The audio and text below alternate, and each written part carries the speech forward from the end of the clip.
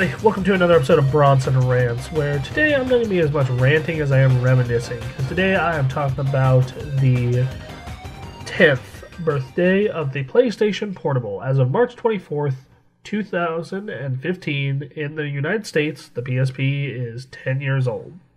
So I'm going to talk about a little bit of the lead up, the PSP, its different models, basically its life and its death. It was first talked about at E3 2003. They were talking about, hey, Sony's going to do a portable system. It was finally shown off at E3 04.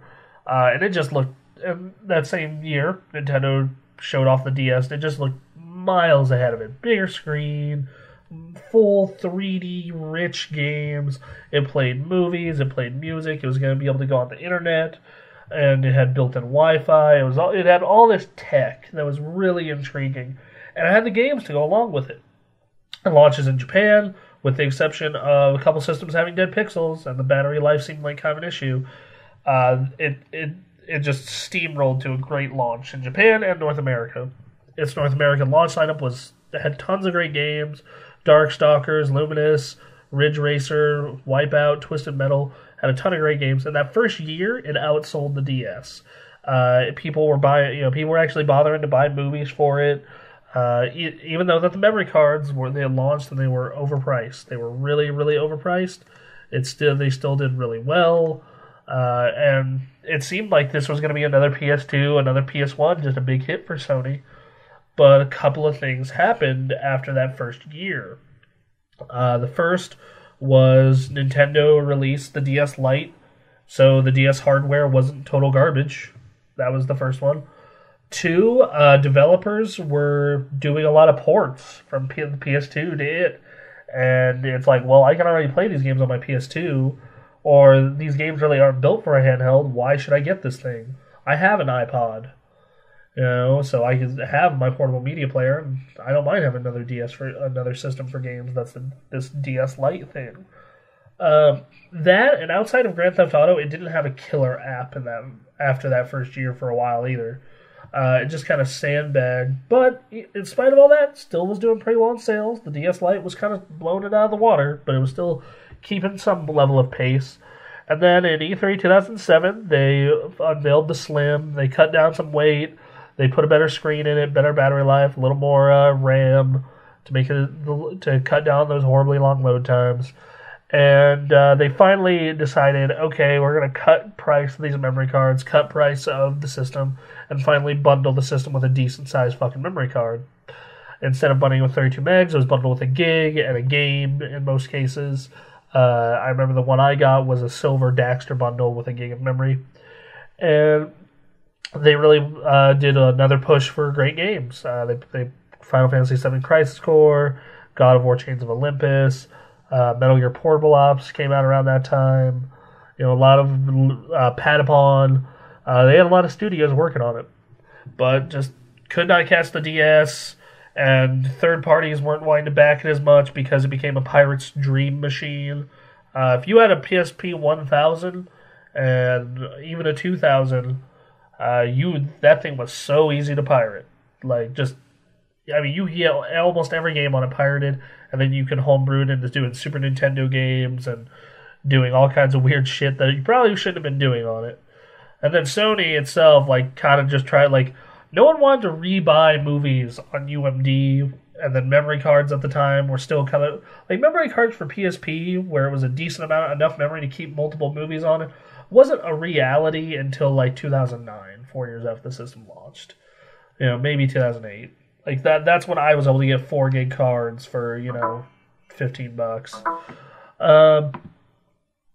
That said, all that turmoil, it was still selling, still doing well. Just games weren't selling for it.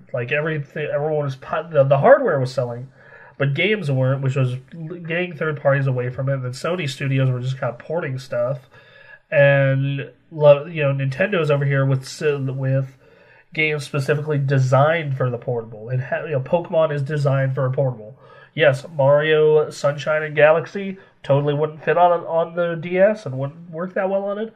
New Super Mario Bros. Totally does. Mario Kart totally does. They understand how to make games for a handheld, and this being Sony's first, attempted this didn't fully get it with some rare exceptions. I feel later in the system's life, with games like Metal Gear Peace Walker and God of War Ghost of Sparta, they finally understood it, but it was a little too late at that point.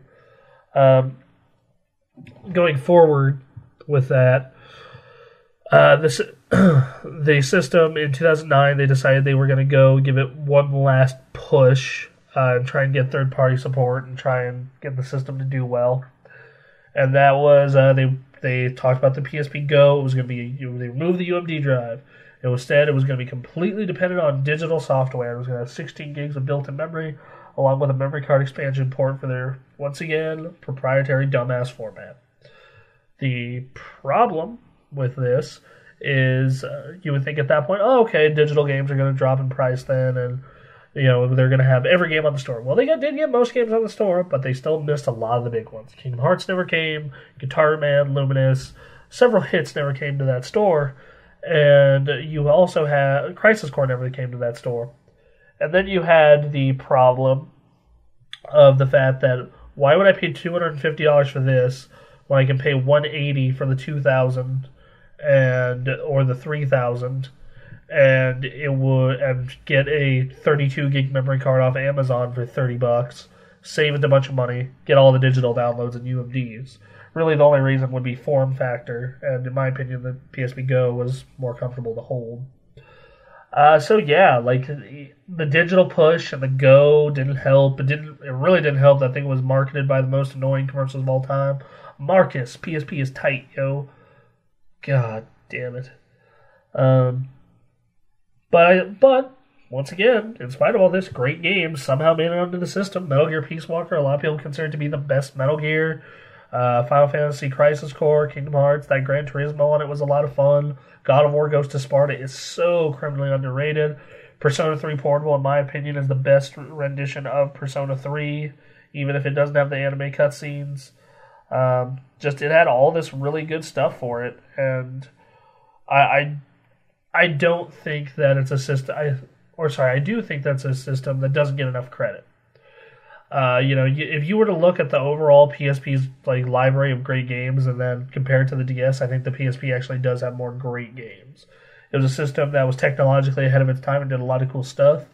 I love the fact that you can read comics. It had a photo viewer. It had all this other stuff. And it's a shame that most of it didn't get utilized, especially most of it didn't get utilized till late in its life. It was really expensive, and I feel as it kind of what, in the Vita, they fixed a lot of those issues, but they still goofed on a couple others. That's why the Vita is having trouble now. I'm always going to remember the PSP fondly. I think it was a great system. Some of my favorite games are on PSP.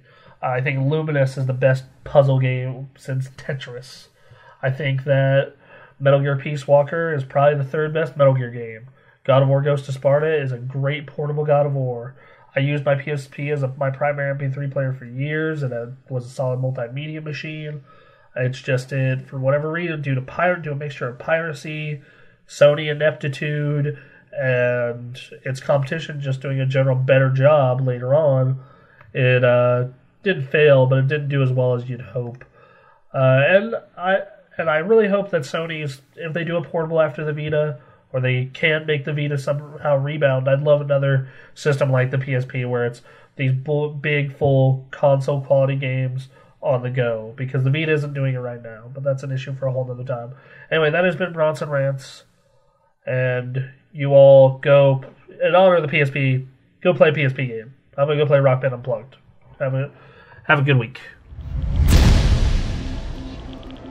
Access granted.